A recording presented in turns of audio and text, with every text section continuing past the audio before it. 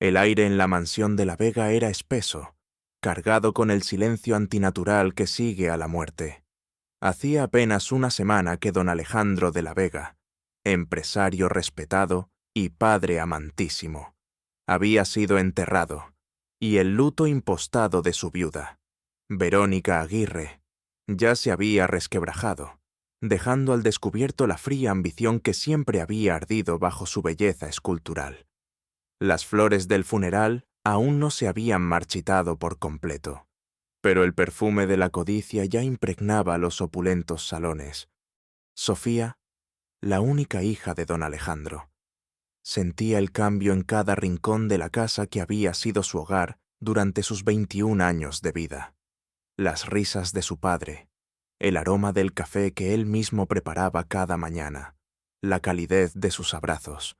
Todo había sido reemplazado por una atmósfera gélida, por la presencia ominosa de Verónica moviéndose por los pasillos como la nueva dueña y señora, sus tacones resonando sobre el mármol como sentencias. Verónica la había convocado a la biblioteca, el santuario de don Alejandro, un lugar que ahora parecía profanado por su presencia.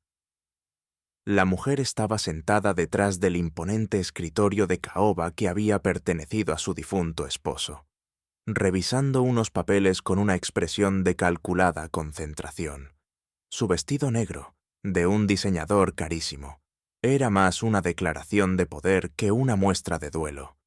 «Sofía, querida», comenzó Verónica, su voz melosa ocultando apenas el acero que había debajo. Levantó la vista, sus ojos verdes, fríos como el hielo, clavándose en la joven. «Supongo que entiendes que, con la partida de tu padre, las cosas deben reorganizarse». Sofía permaneció de pie frente al escritorio, sus manos entrelazadas con fuerza para controlar el temblor. Su propio vestido negro, sencillo y gastado, contrastaba con la opulencia de su madrastra. El dolor por la pérdida de su padre era una herida abierta, y la actitud de Verónica solo añadía sal a esa herida. «No entiendo a qué te refieres», respondió Sofía, su voz apenas un susurro, pero firme. Una sonrisa condescendiente curvó los labios perfectamente pintados de Verónica. «Oh, creo que sí lo entiendes. Niña, tu padre, que en paz descanse, fue muy generoso contigo mientras vivió, pero ahora yo soy la viuda, la heredera natural de su considerable legado, y francamente, tu presencia aquí ya no es necesaria, ni bienvenida». Las palabras cayeron como latigazos. Sofía sintió que el aire le faltaba. «¿Me estás echando de mi propia casa?»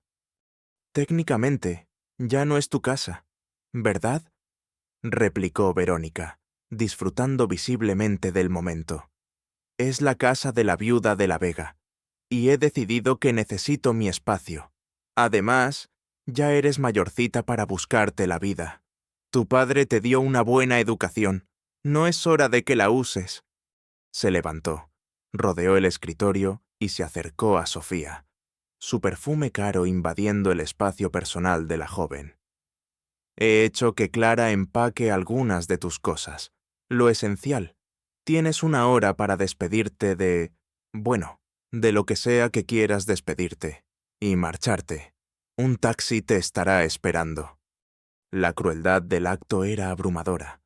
Clara, la anciana ama de llaves que había servido a la familia de la Vega durante décadas, y que quería a Sofía como a una nieta.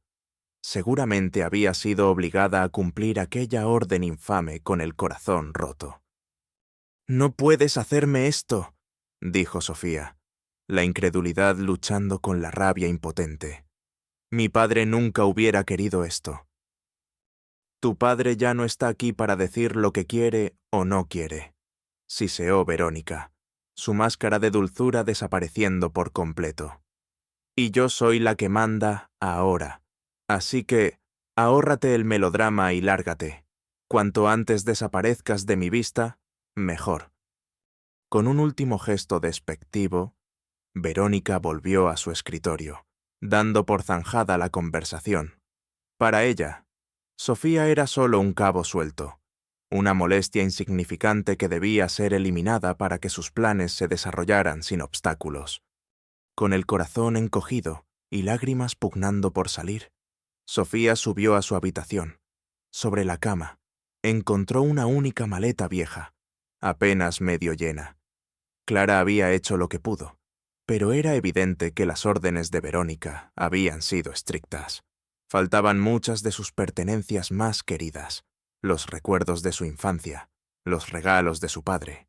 Mientras recogía las pocas fotografías que quedaban sobre su mesilla de noche, sus dedos rozaron un pequeño libro de poemas encuadernado en cuero, un regalo de su padre en su 15º cumpleaños.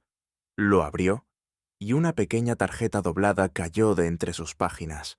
Era la letra de su padre, firme y elegante.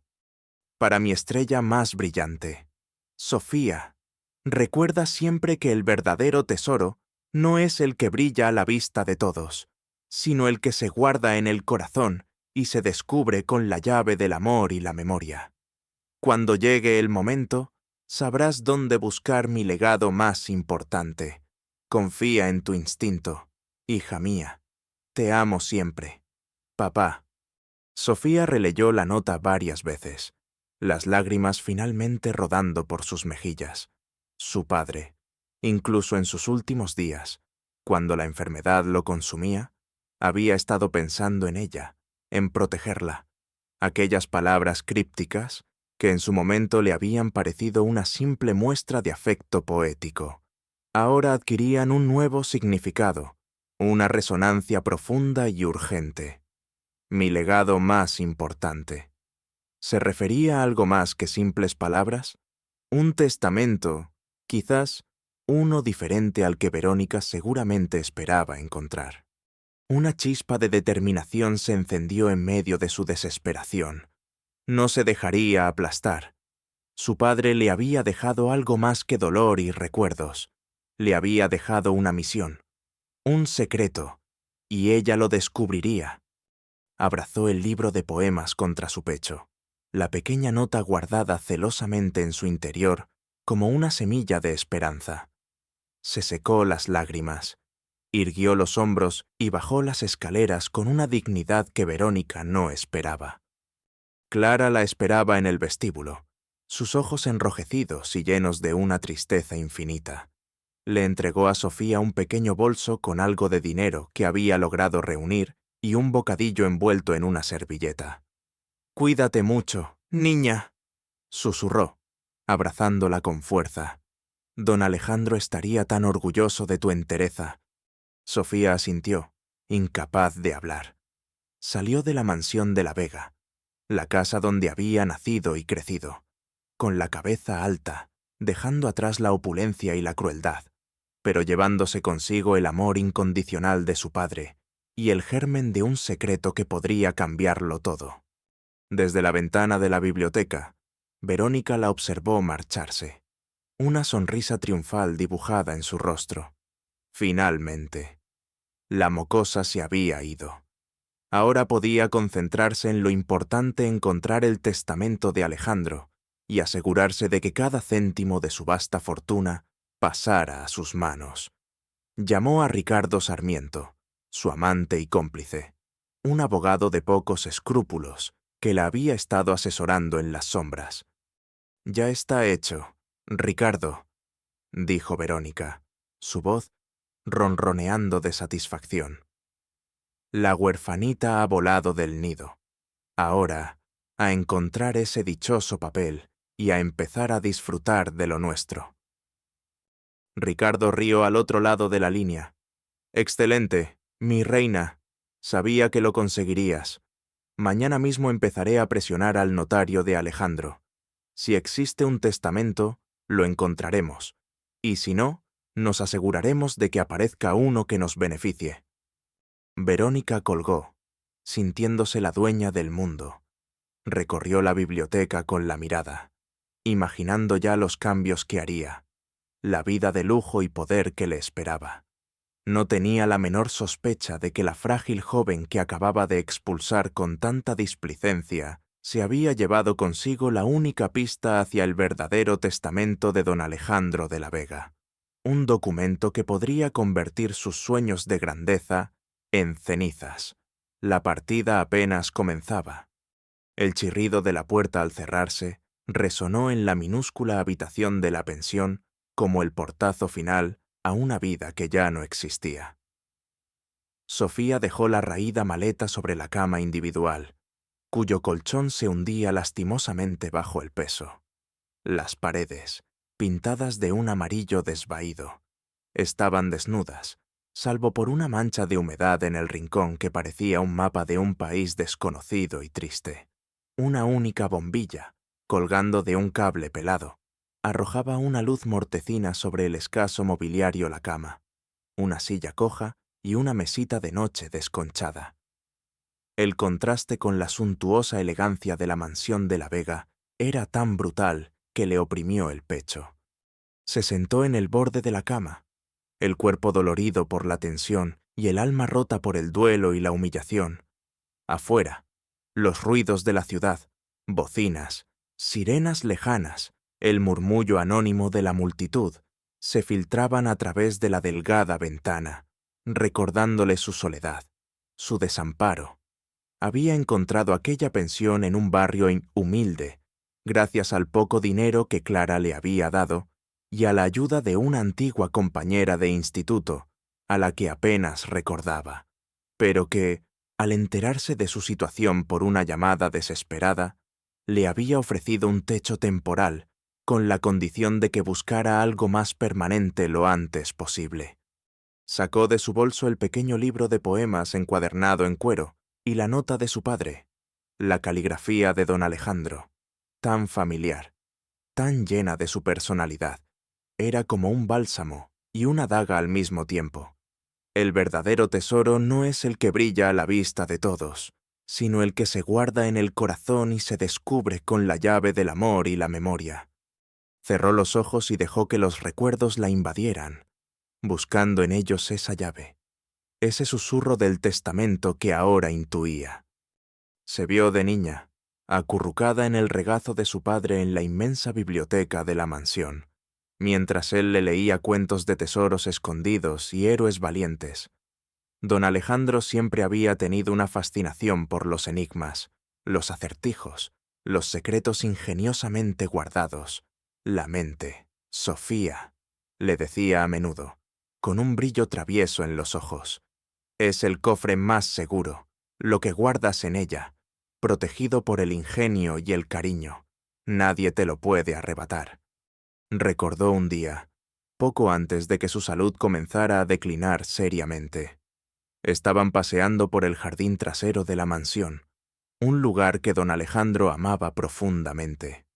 Se habían detenido junto a un viejo roble, el más antiguo del jardín, cuyas raíces se hundían en la tierra como garras poderosas. Su padre había apoyado una mano en el tronco rugoso. Este árbol, Sofía, había dicho con una voz extrañamente solemne, ha sido testigo de toda la historia de nuestra familia. Conoce nuestros secretos más profundos, nuestras alegrías y nuestras penas. Sus raíces son fuertes, como los lazos que nos unen, incluso más allá de la vida. Luego, le había guiñado un ojo. Algún día, quizás encuentres entre sus raíces algo más que tierra y recuerdos. En aquel momento, Sofía había pensado que era una de las metáforas poéticas de su padre. Ahora, esas palabras resonaban con un nuevo significado. Otro recuerdo la asaltó. La víspera de su último viaje de negocios, del que ya no regresaría con vida. Don Alejandro la había llamado a su despacho. Parecía cansado, preocupado, pero había una extraña serenidad en su mirada. Había sacado de un cajón una pequeña caja de música de plata, una antigüedad que había pertenecido a su abuela y que Sofía adoraba desde niña. «Quiero que guardes esto, cariño», le dijo, poniéndosela en las manos. «Es más valiosa de lo que parece, no por su material, sino por la melodía que encierra y por el lugar donde su música resuena con más fuerza». La melodía era una nana tradicional, sencilla y conmovedora, que su padre solía tararearle para dormirla. El lugar donde resuena con más fuerza, había preguntado ella, intrigada. En el corazón de quien la escucha con amor, había respondido él, sonriendo con tristeza. Sofía abrió los ojos, el roble, la caja de música, el libro de poemas. Eran esas las pistas, eran los hilos que la conducirían al legado más importante que su padre le había mencionado en la nota. Tin escalofrío recorrió su espalda. Su padre, en su infinita sabiduría y amor, parecía haber previsto la traición de Verónica, su codicia sin límites, y había preparado una defensa, un último acto de protección para su única hija. El testamento. Un testamento diferente. Uno que Verónica nunca encontraría hurgando en cajas fuertes o presionando a notarios. Mientras Sofía comenzaba a desentrañar el enigma en la soledad de su mísera habitación, en la opulenta mansión de La Vega, Verónica Aguirre y Ricardo Sarmiento se enfrentaban a sus primeras frustraciones. ¡Imposible!, gritó Verónica, golpeando con el puño el escritorio de don Alejandro. ¿Cómo que no hay un testamento claro a mi favor? Soy su viuda. Maldita sea. Todo debería ser mío. Ricardo Sarmiento, elegante y taimado como siempre, intentaba calmarla, aunque en su interior también crecía la impaciencia. Cálmate, Verónica, querida. No es tan sencillo. El notario principal de Alejandro, un viejo dinosaurio llamado Fermín Andrade, es un hueso duro de roer. Dice que don Alejandro tenía varios borradores, ideas, pero que el único testamento oficial que él conoce es uno muy antiguo, de antes de conocerte, donde dejaba la mayor parte de sus bienes a obras de caridad y una porción a Sofía, supeditada a su mayoría de edad. «¡Eso es inaceptable!», exclamó Verónica, el rostro rojo de ira. Alejandro me amaba. Me habría dejado todo a mí. Esa mocosa no se llevará nada, que no sea la miseria que se merece. El problema, Verónica, continuó Ricardo con su voz untuosa, es que, sin un testamento posterior que anule ese, o si se declara que murió intestado, el proceso de sucesión podría ser largo, complicado y muy público, y la ley de herederos forzosos podría darle a Sofía una parte considerable, aunque no sea la totalidad. Además, don Alejandro tenía una estructura empresarial muy compleja, con fideicomisos y participaciones en el extranjero que no son fáciles de liquidar ni de controlar sin un poder notarial específico o una voluntad testamentaria clara. Verónica paseaba arriba y abajo por la biblioteca como una leona enjaulada. «Tiene que haber otro testamento. Alejandro siempre fue meticuloso. Lo escondería en algún lugar seguro, lejos de miradas indiscretas. Quiero que registres cada maldito rincón de esta casa. Ricardo, cada caja fuerte, cada libro, cada cajón. Y si no lo encuentras, tendrás que convencer a ese tal Andrade de que recuerde algo más conveniente. O quizás tendremos que ser creativos y encontrar un testamento más adecuado a nuestras necesidades». Una sonrisa maliciosa se dibujó en sus labios. Ricardo asintió, admirando la falta de escrúpulos de su amante. «Ya he empezado a buscar, querida, y he puesto a mis contactos a investigar las cuentas y propiedades de Alejandro en el extranjero, pero esto llevará tiempo, y dinero». «El dinero no es problema una vez que tengamos el control total», replicó Verónica con impaciencia. «Lo que no tenemos es tiempo. Cada día que pasa sin que yo sea la dueña absoluta es un día perdido. Y esa estúpida de Sofía, ¿estás seguro de que no sabe nada?» «Esa niña, por favor, Verónica», se burló Ricardo. «Apenas podía mantenerse en pie cuando la echaste. Está sola, asustada y sin un céntimo. Lo último en lo que pensará es en testamentos. Estará demasiado ocupada buscando dónde caerse muerta». Pero mientras Verónica y Ricardo tejían sus planes en la suntuosidad de la mansión, subestimando por completo la inteligencia y la resiliencia de Sofía, la joven, en su humilde habitación, sentía cómo las piezas del rompecabezas de su padre comenzaban a encajar. No estaba sola. Tenía el amor de su padre, su ingenio y un secreto que valía una fortuna. La desesperación inicial daba paso a una determinación fría y silenciosa. No se rendiría. Lucharía por el legado de su padre, por la justicia, por su propio futuro. El susurro del testamento se hacía cada vez más fuerte en su corazón.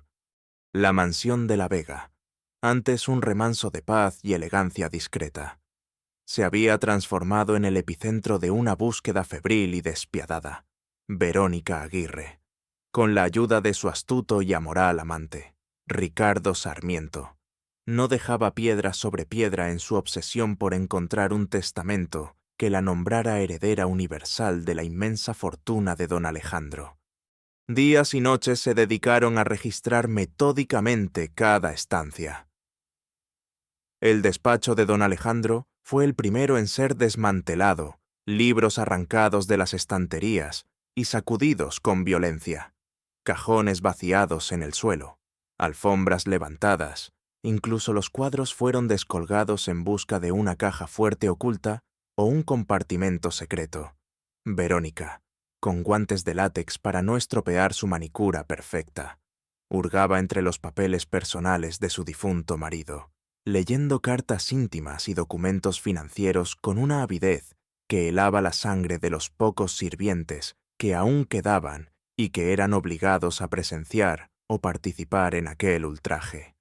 Ricardo Sarmiento, por su parte, utilizaba sus contactos y su labia de abogado sin escrúpulos para presionar a cualquiera que hubiera tenido relación profesional con don Alejandro. Visitó al viejo notario, Fermín Andrade, un hombre íntegro y amigo personal del difunto, intentando primero con halagos y luego con veladas amenazas arrancarle alguna información sobre un testamento más reciente. Don Alejandro era un hombre previsor. Don Fermín, decía Ricardo con una sonrisa que no llegaba a sus ojos fríos. Seguramente, en sus últimos meses, con su salud declinando, habría querido asegurarse de que su amada esposa, Verónica, quedara debidamente protegida. Un hombre tan enamorado no la habría dejado a merced de un testamento anticuado. Pero don Fermín Andrade, a pesar de su avanzada edad, no era fácil de intimidar. El único testamento válido del que tengo constancia es el que ya obra en mi poder, señor Sarmiento, respondió con una dignidad inquebrantable. Y le aseguro que don Alejandro, incluso en sus últimos días, gozaba de una lucidez envidiable. Si hubiera querido cambiar sus disposiciones, lo habría hecho de forma clara y legal. Frustrados por la resistencia del notario, Verónica y Ricardo dirigieron su atención hacia los antiguos empleados de las empresas de la Vega, secretarias, contables, asistentes personales.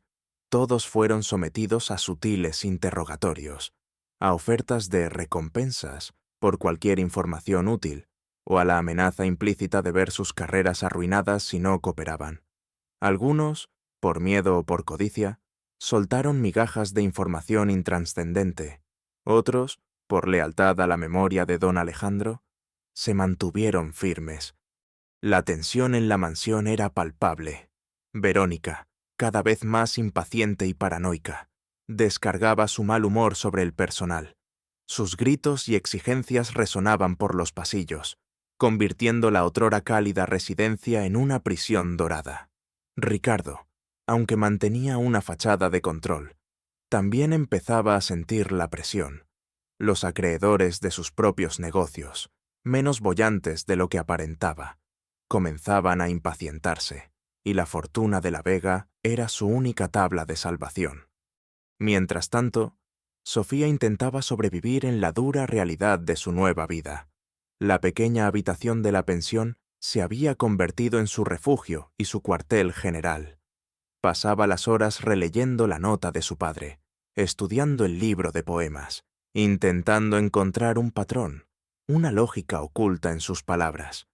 La idea de que su padre le había dejado un mensaje secreto, una guía hacia su verdadero legado, se aferraba a su mente con la fuerza de una tabla en medio del naufragio.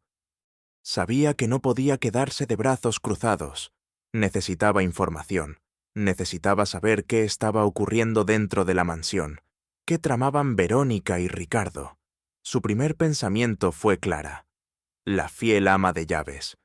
Conseguir contactarla sin alertar a Verónica sería difícil, pero no imposible. Recordó que Clara solía hacer la compra los martes por la mañana en el mercado del barrio antiguo, con el poco dinero que le quedaba. Sofía tomó un autobús y se dirigió al mercado, el corazón latiéndole con una mezcla de esperanza y temor. Se ocultó entre los puestos de frutas y verduras, observando, esperando. Y allí estaba Clara, su figura encorvada y su rostro triste, seleccionando verduras con la parsimonia de quien lleva el peso del mundo sobre sus hombros. Sofía se acercó con cautela. «Clara», susurró. La anciana se sobresaltó, dejando caer una patata. Al ver a Sofía, sus ojos se llenaron de lágrimas. «Niña Sofía, Dios mío, ¿cómo estás?», exclamó en voz baja, mirando nerviosamente a su alrededor. Se apartaron a un rincón más discreto, y Sofía, en pocas palabras, le explicó su situación y sus sospechas. Clara, aunque aterrorizada por las posibles represalias de Verónica, sintió que su lealtad hacia don Alejandro y hacia la joven a la que había visto crecer era más fuerte. «La señora Verónica está como loca. Niña», le confió Clara, con la voz temblorosa. «Ella y ese abogado, el señor Sarmiento, no paran de revolverlo todo, buscando papeles. Han despedido a la mitad del personal, a los que éramos más leales a don Alejandro. La casa ya no parece la misma. Hay un ambiente terrible». Clara le contó de los interrogatorios, de las amenazas veladas, del miedo que atenazaba a los que quedaban. Dicen que no encuentran el testamento que esperaban, y eso la tiene furiosa. La información, aunque escasa, confirmó las sospechas de Sofía. Verónica estaba desesperada, y una Verónica desesperada era aún más peligrosa. Agradeció a Clara su valentía y le prometió tener mucho cuidado. Antes de despedirse, la anciana le deslizó discretamente un pequeño fajo de billetes en la mano. «Es todo lo que puedo darte por ahora, hija. Cuídate mucho». Con la información de Clara y una creciente sensación de urgencia, Sofía decidió que necesitaba ayuda legal, o al menos alguien que pudiera orientarla. Pensó en Mateo Vargas. Mateo era un joven abogado, hijo de un viejo amigo de su padre. Don Alejandro siempre había hablado muy bien de su inteligencia y, sobre todo, de su integridad. Aunque Sofía apenas lo conocía personalmente, recordaba haberlo visto en algunas reuniones familiares. Un joven serio, observador, con una mirada honesta. Quizás él podría ayudarla, o al menos escucharla. Encontró la dirección de su despacho en una guía telefónica vieja que había en la pensión. Era un bufete pequeño, modesto, muy diferente a los lujosos despachos que frecuentaba Ricardo Sarmiento. Reunió todo el valor que pudo y se presentó allí una tarde. Mateo Vargas la recibió con sorpresa. Recordaba vagamente a la hija de don Alejandro de la Vega, una joven callada y algo tímida. La historia que Sofía le contó, con voz entrecortada pero firme, la expulsión, las sospechas sobre Verónica, la nota de su padre, lo dejó profundamente impresionado y preocupado. Al principio, Mateo se mostró escéptico. Las acusaciones eran graves, y Verónica Aguirre, aunque no gozaba de su simpatía, era la viuda legal de don Alejandro. Pero la sinceridad en los ojos de Sofía, la lógica de sus deducciones a partir de la nota de su padre, y su propio conocimiento del carácter íntegro de don Alejandro y de la reputación dudosa de Ricardo Sarmiento, Empezaron a inclinar la balanza. «Entiendo que es mucho pedir, señor Vargas», dijo Sofía, mostrándole la nota de su padre. «Pero siento que mi padre intentó protegerme, que hay algo que Verónica no quiere que se sepa, y no sé a quién más recurrir». Mateo examinó la nota con atención. Las palabras de don Alejandro, aunque crípticas, parecían apuntar a algo más que un simple mensaje de consuelo. Como abogado, sabía que los testamentos ocultos y las disputas por herencias eran más comunes de lo que la gente imaginaba, especialmente en familias con grandes fortunas y relaciones complicadas. Don Alejandro era un hombre bueno y justo. «Sofía», dijo finalmente Mateo, con una seriedad que inspiraba confianza, «y un cliente al que mi padre respetaba enormemente. No puedo prometerle milagros, y debemos ser extremadamente cautelosos. Verónica Aguirre y Ricardo Sarmiento son adversarios peligrosos, pero investigaré discretamente la situación legal de la herencia. Y si hay algo que podamos hacer para proteger sus derechos y la verdadera voluntad de su padre, lo haremos». Una oleada de alivio invadió a Sofía. Por primera vez desde que había sido expulsada de su casa, no se sentía completamente sola. Tenía un aliado. Por precario que fuera, la telaraña de ambición que Verónica y Ricardo estaban tejiendo con tanta avidez quizás tuviera un punto débil después de todo. Y Sofía, con la ayuda de Clara y Mateo, estaba decidida a encontrarlo. La partida, aunque desigual, continuaba. Los días en la pensión transcurrían con una lentitud plomiza, cada hora marcada por el goteo incesante de la incertidumbre. Sofía, sin embargo, no se permitía sucumbir a la desesperación. La nota de su padre, guardada como un tesoro entre las páginas del libro de poemas, era un faro en su oscuridad. Se aferraba a esas palabras, releyéndolas una y otra vez, buscando en ellas la clave que don Alejandro, con su amor previsor, le había legado. El verdadero tesoro se guarda en el corazón y se descubre con la llave del amor y la memoria. Amor y memoria, esas eran las herramientas que su padre le había indicado. Se sumergió en los recuerdos, desenterrando momentos, palabras, gestos que en su día habían parecido triviales, pero que ahora, bajo la luz de la necesidad, adquirían una nueva trascendencia. El libro de poemas que su padre le había regalado era una antología de poetas románticos españoles.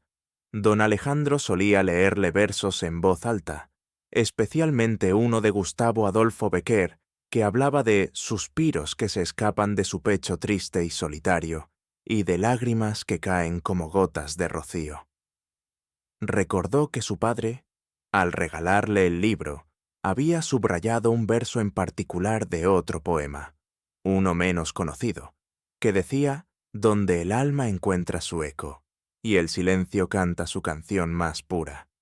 Luego estaba la caja de música de plata, aquella reliquia de su abuela. Sofía no la tenía consigo. Verónica se habría encargado de que todos los objetos de valor, por pequeños que fueran, quedaran en la mansión. Pero su melodía, la sencilla nana tradicional, resonaba en su mente con una claridad cristalina.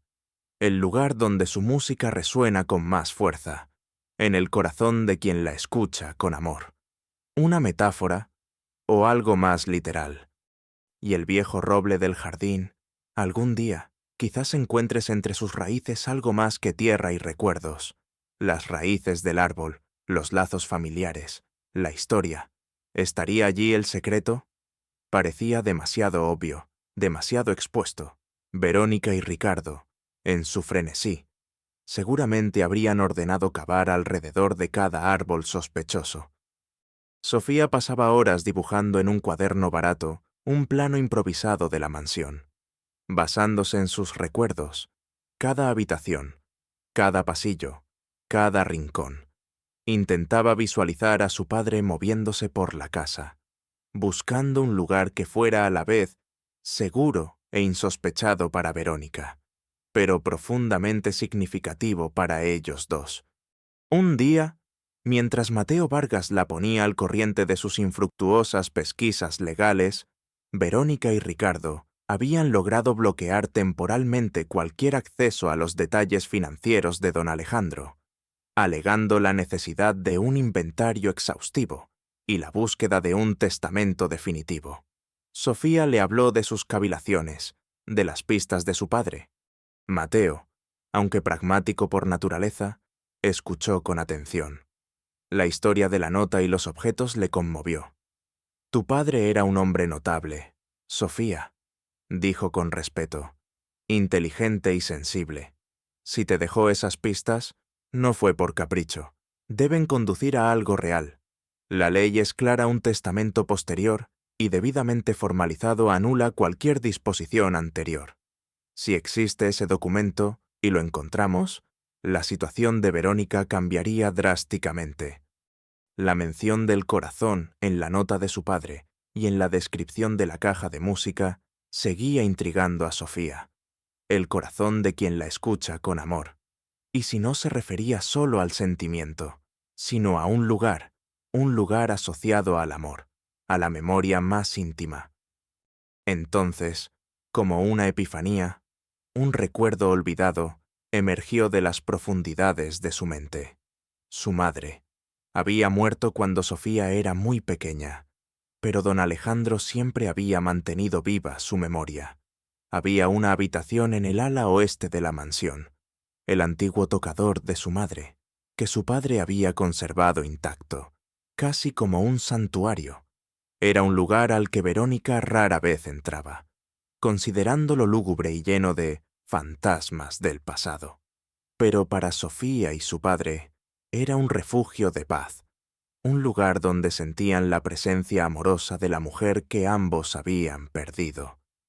En ese tocador, sobre una pequeña cómoda de marquetería, siempre había estado la caja de música de plata, y junto a ella, un retrato en miniatura de su madre, con una pequeña fisura casi invisible atravesando el cristal, como una lágrima perpetua, un corazón roto. Su padre nunca había querido reparar esa fisura. Algunas roturas, había dicho una vez, nos recuerdan la fragilidad de la felicidad y la fuerza del amor que sobrevive. El acertijo del corazón roto, la melodía que resuena con más fuerza. Sofía recordó entonces otro detalle. Su padre, en los últimos meses, a menudo se sentaba solo en esa habitación durante horas, sosteniendo la caja de música, perdido en sus pensamientos. A veces, Sofía lo encontraba allí, y él simplemente le sonreía, una sonrisa cargada de una tristeza infinita, pero también de una extraña paz. La conexión se hizo clara en su mente, tan nítida y dolorosa como la fisura en el retrato de su madre. El escondite no estaba en un lugar obvio de poder o riqueza, sino en un lugar de puro sentimiento, un lugar que Verónica, con su alma árida, despreciaría o simplemente ignoraría. «Mateo», dijo Sofía, la voz temblándole por la emoción del descubrimiento. Creo que sé dónde está». Le explicó su teoría, la conexión entre la nota, el libro de poemas, la caja de música, el tocador de su madre y el retrato con el cristal roto. El verso del poema donde el alma encuentra su eco y el silencio canta su canción más pura. Ese era el tocador de mi madre para él, y la caja de música, su melodía resonaría con más fuerza allí, en el corazón de su recuerdo, junto al corazón roto del retrato. Mateo la escuchó, fascinado por la lógica emocional de su deducción. «Podría ser, Sofía, es ingenioso, es muy propio de tu padre, un lugar que Verónica jamás consideraría importante». Hizo una pausa, su rostro volviéndose grave. «Pero si tienes razón, recuperar ese testamento será extremadamente peligroso. La mansión es ahora territorio enemigo». La conciencia del riesgo era abrumadora, pero la certeza de haber descifrado el acertijo de su padre infundió a Sofía una nueva fortaleza. Ya no era la joven asustada y desamparada que había sido expulsada semanas atrás. Ahora tenía un propósito, una misión: honrar la memoria de su padre, recuperar lo que legítimamente le pertenecía y asegurarse de que la codicia de Verónica no triunfara. Mientras tanto, en la mansión, la frustración de Verónica y Ricardo crecía con cada día que pasaba sin encontrar el codiciado testamento. Habían registrado la biblioteca, el despacho, las cajas fuertes conocidas, incluso las habitaciones de los sirvientes. Sin éxito. El notario Andrade se mantenía inflexible. Los bancos eran lentos y engorrosos con la información financiera. «¡Esto es desesperante! ¡Ricardo!», exclamaba Verónica, paseándose como una fiera enjaulada por el salón principal. «Siento que ese viejo zorro de Alejandro se está burlando de mí desde la tumba. Tiene que haber algo, en alguna parte. Su obsesión la estaba consumiendo, volviéndola más errática, más descuidada en sus otras maquinaciones. Sofía, por otro lado, sentía una calma extraña. El miedo seguía presente, pero ahora estaba acompañado de una determinación inquebrantable. Sabía dónde estaba la llave de su futuro, la prueba de la última voluntad de su padre. Estaba oculta en el corazón de sus recuerdos más preciados, en el lugar más sagrado de la casa, esperando a que ella tuviera el valor de reclamarla. «Tengo que volver a la mansión. Mateo», dijo Sofía, su voz firme. «Tengo que recuperar ese testamento». Era su punto de inflexión. La víctima pasiva se había transformado en una protagonista activa, dispuesta a arriesgarlo todo por la verdad y la justicia. El acertijo del corazón roto había sido resuelto. Ahora comenzaba la parte más peligrosa, la incursión en la guarida del lobo. La decisión de Sofía de regresar a la mansión de la Vega era irrevocable. El conocimiento del posible escondite del testamento de su padre había encendido en ella una llama que ninguna amenaza ni temor podía extinguir. Sabía que el camino sería peligroso, que se enfrentaría a la astucia y la crueldad de Verónica y Ricardo. Pero la memoria de don Alejandro y la injusticia flagrante de su situación la impulsaban con una fuerza indomable. Se reunió con Mateo Vargas en su modesto despacho, un lugar que para Sofía se había convertido en un pequeño faro de esperanza.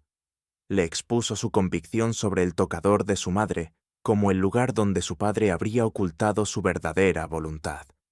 «Es el único lugar con el sentido poético y personal que mi padre siempre valoró. Mateo», explicó Sofía, sus ojos brillando con una mezcla de nerviosismo y determinación. «Un sitio que Verónica despreciaría por sentimental, y que Ricardo, con su mentalidad pragmática, jamás consideraría». Mateo escuchó con atención, su rostro serio. «Tu lógica es impecable, Sofía, y conociendo la aversión de Verónica por cualquier cosa que le recuerde a tu madre o al pasado de don Alejandro antes de ella, es muy plausible». Paseó por el pequeño despacho, sopesando los riesgos, pero entrar en esa casa es como meterse en la boca del lobo. Verónica no es tonta, y Ricardo Sarmiento es un buitre. Si te descubren... «Lo sé», interrumpió Sofía con calma. «Conozco los riesgos, pero no puedo quedarme de brazos cruzados mientras ellos se apropian de lo que mi padre construyó con tanto esfuerzo, y sobre todo, mientras pisotean su memoria y su verdadero deseo». Viendo la inquebrantable resolución en los ojos de la joven, Mateo supo que no podría disuadirla. En cambio, decidió ayudarla en la medida de sus posibilidades, siempre dentro de la legalidad y la prudencia. «Está bien, Sofía. Si estás decidida, te ayudaré a planificarlo. Necesitamos ser extremadamente cuidadosos». Durante los días siguientes, Mateo se dedicó a recopilar información que pudiera ser útil, a través de antiguos contactos de su padre y algunas pesquisas discretas en registros públicos. Consiguió una copia de los planos originales de la mansión de la Vega. algo anticuados pero aún válidos en su estructura general.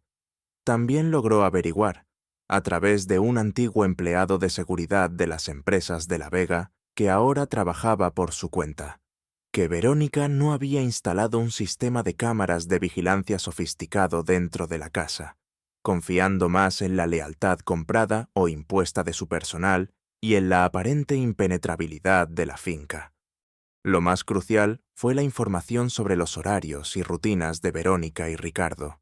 Descubrieron que Verónica, en su afán por consolidar su nueva posición social, planeaba ofrecer una pequeña cena de gala en la mansión el próximo sábado por la noche, para un selecto grupo de nuevos amigos influyentes. Ricardo Sarmiento, por supuesto, estaría presente, actuando como el perfecto anfitrión consorte.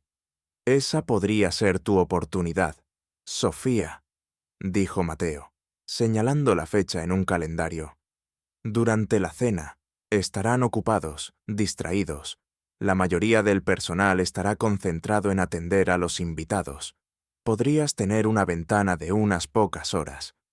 Mientras Mateo le proporcionaba el apoyo logístico y estratégico, Sofía sabía que necesitaba un aliado dentro de la mansión.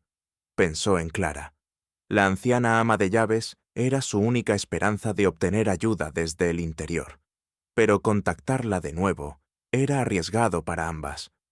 Decidió arriesgarse, utilizando un teléfono de prepago que Mateo le había proporcionado. Llamó al número privado de la despensa de la mansión, un número que solo el personal más antiguo conocía y que rara vez se usaba. Rezó para que fuera Clara quien contestara. Después de varios tonos, una voz familiar y temblorosa respondió. «Diga». «Clara, soy Sofía», susurró.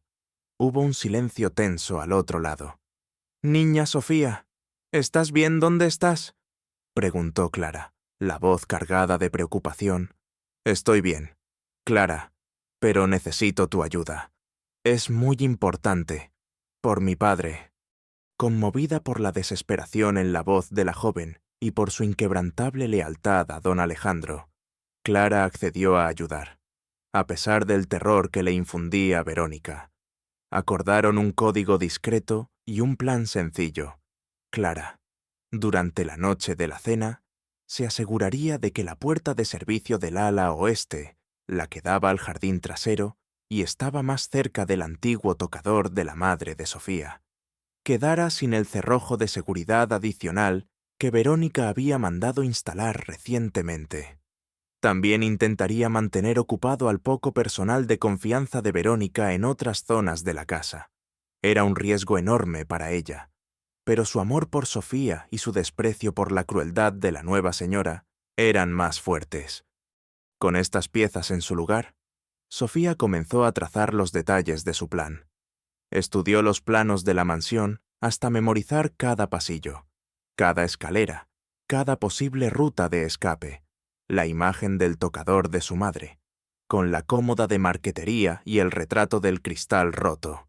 Estaba grabada en su mente. Sabía exactamente dónde buscar.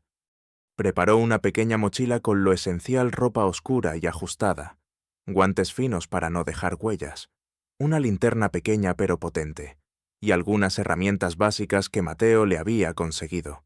Una ganzúa simple, una pequeña palanca, por si acaso. No era una ladrona profesional, ni una espía, pero la necesidad y la inteligencia aguzaban el ingenio. Las noches previas a la incursión apenas durmió. El miedo era un nudo constante en su estómago, pero la imagen de su padre, su sonrisa amable, sus palabras de aliento, le daban fuerzas. Repasaba mentalmente cada paso del plan, cada posible contratiempo, cada vía de escape. Se sentía como una serpiente astuta, como ella misma había bautizado su operación mentalmente, preparándose para deslizarse sigilosamente en la guarida del lobo, consciente de que un solo error podría ser fatal. El sábado por la noche llegó con una luna apenas visible, oculta tras un manto de nubes plomizas. Desde la ventana de su pensión, Sofía podía oír el eco lejano de la música y las risas que seguramente ya llenaban la mansión de la Vega. Verónica estaría en su elemento, deslumbrando a sus invitados, ahogada en champán y falsos halagos, completamente ajena a la amenaza silenciosa que se cernía sobre sus planes. Sofía se vistió con la ropa oscura, se ajustó la mochila y miró su reflejo en el espejo empañado. La joven asustada que había sido expulsada de su hogar había desaparecido. En su lugar, había una mujer joven, sí, pero con una mirada de acero, una determinación forjada en el dolor y el amor. Tomó una última respiración profunda, aferrándose a la nota de su padre como a un talismán. Era la hora. Salió de la pensión y se dirigió hacia la mansión de la Vega, hacia la noche y el peligro, con el corazón latiéndole con la fuerza de un tambor de guerra, pero con la mente clara y el espíritu indomable. La serpiente astuta estaba lista para reclamar lo que era suyo. La noche envolvía la mansión de la Vega con un manto de sombras y secretos. Desde el exterior, las luces brillantes y la música sutil que se filtraban por los ventanales del gran salón hablaban de una velada elegante, de risas y copas de champán. Verónica Aguirre, en su papel de anfitriona consumada, se movía entre sus selectos invitados, derrochando encanto y sofisticación. Ricardo Sarmiento, a su lado, sonreía con la complacencia de quien se siente en la cima del mundo.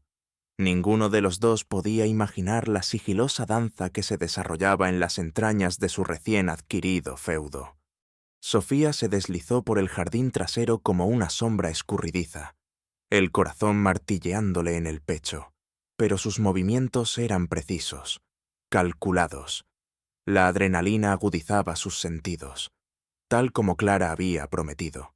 La puerta de servicio del ala oeste, la que conducía a las antiguas dependencias y al pasillo que llevaba al tocador de su madre, estaba sin el cerrojo de seguridad, un pequeño milagro de lealtad en medio de un océano de traición. Entró en la mansión conteniendo la respiración. El aire en el interior era diferente al de sus recuerdos, más frío, más impersonal, impregnado del perfume caro de Verónica, en lugar del aroma familiar a cera de abeja y libros viejos de su padre. Los sonidos de la fiesta llegaban amortiguados, un rumor lejano que la hacía sentirse aún más aislada en su peligrosa misión. Con los planos de Mateo grabados en su mente y su conocimiento íntimo de la casa como guía, avanzó por los pasillos oscuros, evitando las zonas iluminadas y los posibles encuentros con el personal de servicio. Cada crujido del parqué, cada sombra que se movía, era una fuente de tensión. En una ocasión, tuvo que aplastarse contra la pared en un recoveco oscuro, cuando uno de los camareros contratados para la cena pasó con una bandeja de copas vacías, sin percatarse de su presencia. Finalmente, llegó a la puerta del antiguo tocador de su madre. Estaba cerrada, pero no con llave. Empujó suavemente y la puerta se abrió con un leve quejido que a Sofía le pareció ensordecedor. Entró en la habitación y cerró la puerta tras de sí con sumo cuidado. El tocador estaba tal como lo recordaba, aunque cubierto por una fina capa de polvo que delataba el abandono, la luz de la luna, filtrándose a través de las cortinas de encaje, bañaba la estancia en una claridad fantasmal. Allí estaba la cómoda de marquetería, y sobre ella, el retrato en miniatura de su madre, con esa pequeña fisura en el cristal que tanto había intrigado a Sofía de niña, y junto al retrato, imponente en su silencio, la caja de música de plata. Con manos temblorosas, Sofía cogió la caja de música.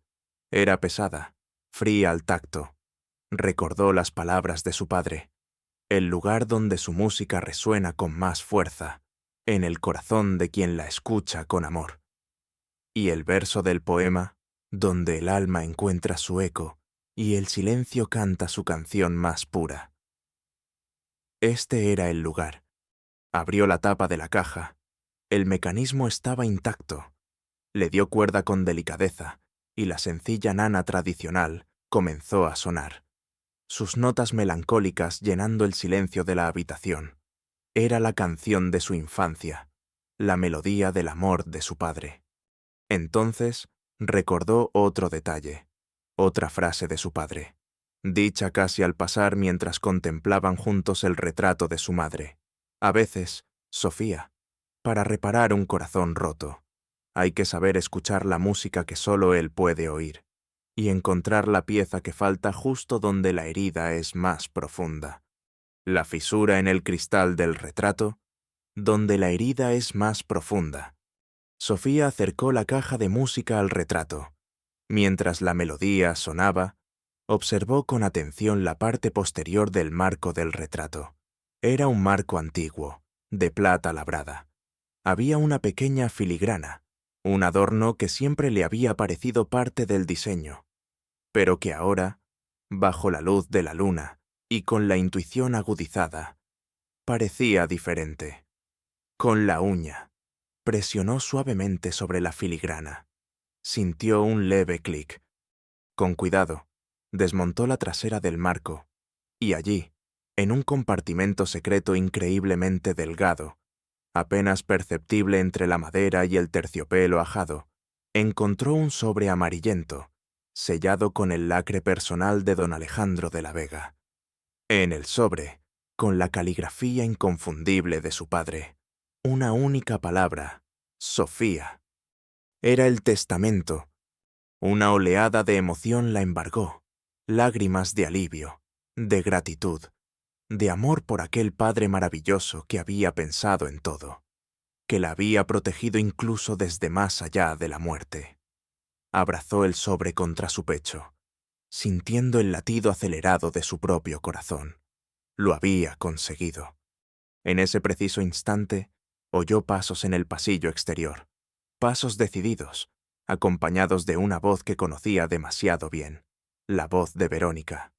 «Ricardo, querido, ¿has visto mis pendientes de diamantes? Juraría que los dejé sobre la cómoda de la habitación de invitados, pero no los encuentro». El pánico atenazó a Sofía. Verónica se acercaba. No tenía tiempo de esconderse. La puerta del tocador no tenía cerrojo por dentro. La manija de la puerta comenzó a girar. Sofía actuó por puro instinto.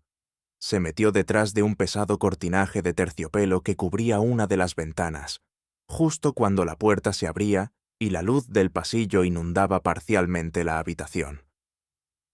Verónica entró, seguida de Ricardo Sarmiento. Ninguno de los dos encendió la luz del tocador.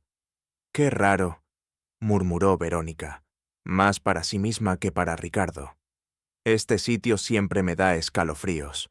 Tanta cursilería de Alejandro con los recuerdos de su difunta esposa». Miró alrededor con desdén.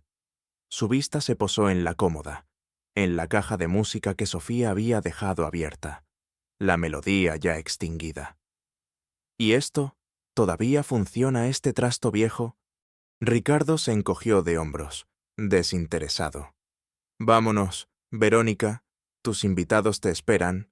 Ya buscarás los pendientes más tarde». Pero Verónica, quizás por una intuición maligna, o porque algo en la habitación le pareció fuera de lugar, la caja de música abierta, el leve olor a polvo removido.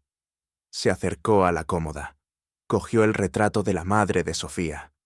«Siempre odié este retrato», dijo con veneno.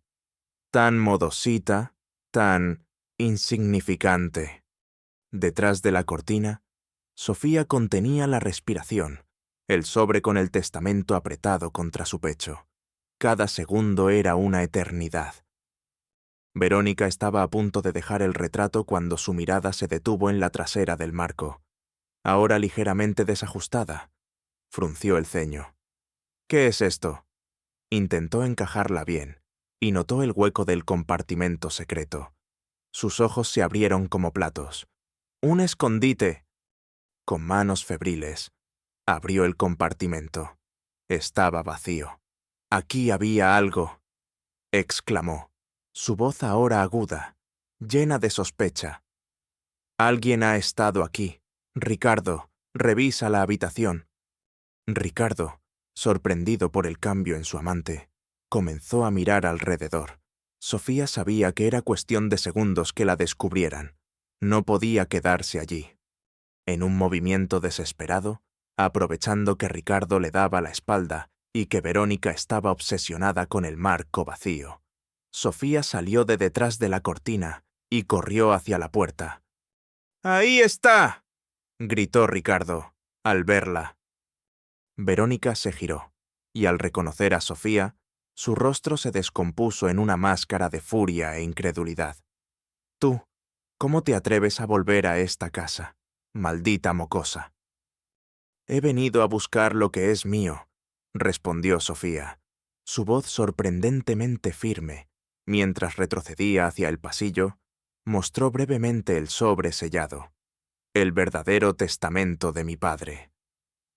Los ojos de Verónica se clavaron en el sobre como si fueran puñales.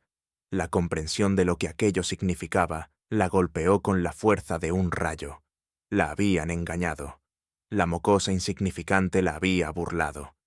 «No te irás de aquí con eso», rugió, lanzándose hacia ella. Pero Sofía ya estaba en el pasillo, corriendo hacia la escalera de servicio. Ricardo intentó cortarle el paso, pero Sofía, más ágil y desesperada, lo esquivó con un empujón. La persecución había comenzado. Los gritos de Verónica alertaron a algunos invitados y al personal, que empezaron a asomarse curiosos a los pasillos. Sofía corrió como nunca antes en su vida. El sonido de los pasos de Verónica y Ricardo, persiguiéndola de cerca. Recordó la promesa de Clara a la puerta de servicio del ala oeste. Si lograba llegar allí. En un último esfuerzo, mientras Ricardo estaba a punto de alcanzarla, Clara apareció de la nada en un cruce de pasillos, tropezando, aparatosamente con una pequeña mesita y derramando una bandeja con copas, bloqueando momentáneamente el paso de Ricardo y dándole a Sofía los segundos preciosos que necesitaba. Sofía alcanzó la puerta de servicio, la abrió de un tirón y salió al jardín oscuro, justo cuando Verónica llegaba al final del pasillo, gritando su nombre con una rabia impotente. No se detuvo a mirar atrás. Corrió a través del jardín, saltó la verja baja que daba a la calle trasera y se perdió en la noche. El sobre con el testamento a salvo contra su corazón. Había entrado en la guarida del lobo y había salido con el tesoro. La noche de sigilo había terminado. Ahora comenzaba la verdadera batalla. El aire frío de la noche golpeaba el rostro de Sofía mientras corría por las calles desiertas. El sobre con el testamento de su padre, apretado contra su pecho como si fuera su propio corazón. No se detuvo hasta llegar a una cabina telefónica alejada, desde donde llamó a Mateo Vargas con manos temblorosas, pero con una voz que ya no era la de una víctima, sino la de alguien que había luchado y comenzaba a vislumbrar la victoria. «Mateo, lo tengo», dijo, sin aliento. «Tengo el testamento de mi padre». Al otro lado de la línea, Mateo sintió una oleada de alivio y admiración. «Sofía, lo has conseguido. ¿Estás bien? ¿Dónde estás?» Se encontraron media hora más tarde en el pequeño y seguro despacho de Mateo. Sofía, aún con la ropa oscura de su incursión y el rostro manchado por el polvo y la emoción, le entregó el sobre amarillento, con manos expertas pero reverentes. Mateo rompió el antiguo sello de lacre de don Alejandro de la Vega. El documento era breve, pero su contenido era demoledor para las aspiraciones de Verónica Aguirre. Escrito con la caligrafía clara y firme de don Alejandro, y debidamente atestiguado por dos testigos de confianza, su viejo amigo, el notario Fermín Andrade, y la propia Clara, cuya firma temblorosa pero legible aparecía al final. El testamento era una obra maestra de previsión y amor paternal. Don Alejandro, en sus primeras cláusulas, revocaba expresamente cualquier testamento anterior. Luego, con una lucidez y una ternura conmovedoras, nombraba a su única hija, Sofía de la Vega, como heredera universal de todos sus bienes, muebles e inmuebles, participaciones empresariales y cuentas bancarias, tanto en España como en el extranjero. Describía con detalle la ubicación de ciertos activos y claves de acceso que solo Sofía, con la ayuda de las pistas que él le había dejado, podría comprender plenamente. Para Verónica Aguirre, su esposa, don Alejandro había dejado una asignación mensual, modesta pero suficiente para vivir con dignidad, condicionada a que no impugnara el testamento ni causara problemas a Sofía. Sin embargo, una cláusula adicional, redactada con una frialdad cortante, estipulaba que si se demostraba que Verónica había actuado con mala fe, había intentado defraudar a la herencia o había maltratado a Sofía de cualquier forma tras su muerte, dicha asignación quedaría automáticamente anulada, y Verónica no recibiría absolutamente nada. Era como si don Alejandro, desde la tumba, hubiera anticipado cada movimiento de su ambiciosa esposa. Incluso había una pequeña manda para Clara, en agradecimiento por sus años de leal servicio, una suma generosa que le permitiría vivir sus últimos años con tranquilidad. «Esto es extraordinario, Sofía», murmuró Mateo, releyendo el documento. «Tu padre fue un hombre increíblemente inteligente y previsor. Este testamento es inexpugnable». A la mañana siguiente, Mateo Vargas, en representación de Sofía de la Vega, presentó el testamento ante el notario Fermín Andrade, quien reconoció inmediatamente su validez y la firma de don Alejandro. El proceso legal se puso en marcha con celeridad. La noticia cayó como una bomba sobre Verónica Aguirre y Ricardo Sarmiento. Estaban en la biblioteca, aún furiosos por la huida de Sofía la noche anterior y planeando cómo denunciarla por allanamiento. Cuando recibieron la citación oficial para la lectura del Nuevo Testamento, la escena en la notaría fue digna de un drama teatral. Verónica, al escuchar las disposiciones de don Alejandro, pasó de la incredulidad a la furia descontrolada. Gritó, amenazó, acusó a Sofía de falsificación, de conspiración. Ricardo Sarmiento intentó intervenir con argucias legales, pero la solidez del documento, los testigos irreprochables y la firmeza de Mateo y don Fermín Andrade desbarataron cada uno de sus intentos. La cláusula que la despojaba de todo, si actuaba de mala fe, pendía sobre su cabeza como una espada de Damocles. Los días siguientes fueron una cascada de consecuencias para la pareja de conspiradores. Las cuentas bancarias de don Alejandro fueron congeladas y luego transferidas a Sofía.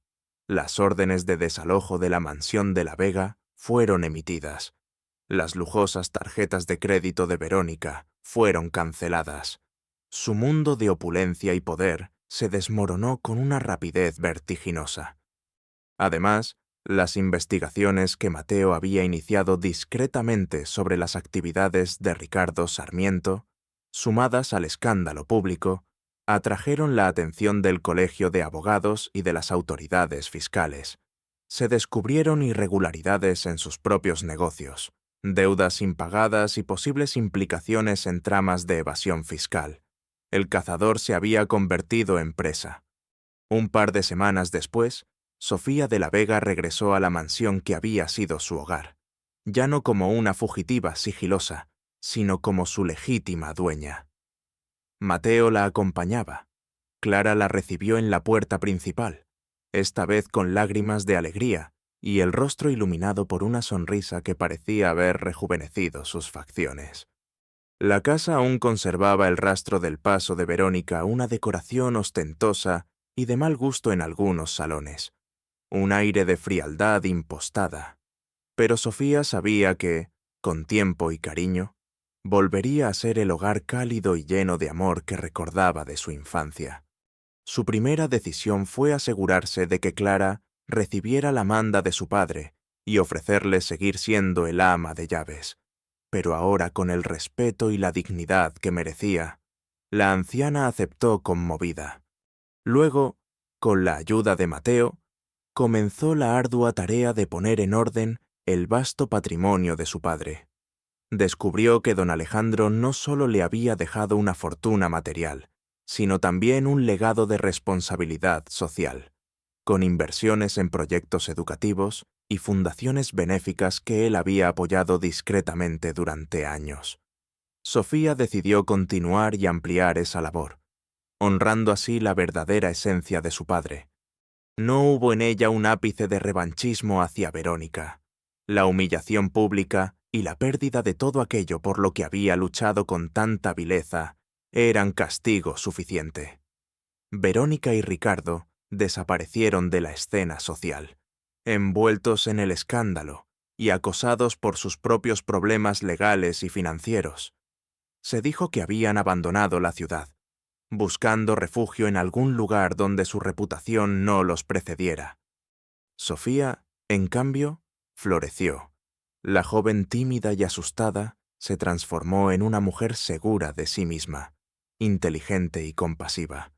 Dirigió los negocios familiares con la misma astucia y honestidad que había caracterizado a su padre, rodeándose de asesores competentes y leales, entre ellos, Mateo Vargas, quien se convirtió no solo en su abogado de confianza, sino también en un amigo sincero y un apoyo fundamental.